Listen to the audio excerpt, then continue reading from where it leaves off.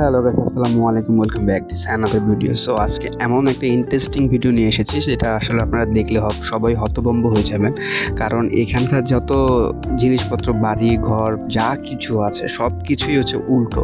তো উল্টো দেখলে মনে হবে উল্টোর দেশে বা উল্টো স্বর্গে আছেন। এই যে দেখুন, পিরামিড এবং প্লেন সবগুলো ভিতরে উল্টো, আর বাড়ি ঘর এটা না বললেই নয়, সব কিছু উল্টোর মাঝেই ঘুরে আছে। তো ওইটা শেষ করে যখন রবীন্দ্রনাথ ঠাকুর কুঠির বাড়িতে আসলাম, তো দেখুন শিয়ালদা কুষ্টিয়াতে ওনার এই বাড়িটা রয়েছে। তো আসলে এই বাড়িটা বাংলাদেশ সরকার এবং ইন্ডিয়ার সরকার, দুই দেশের সরকারই দেখাশোনা করে। তো এখানটার আশেপাশে যত জিনিসপত্র আছে সবগুলি হচ্ছে রবীন্দ্র ঠাকুরের নিজের হাতের স্পর্শ করা।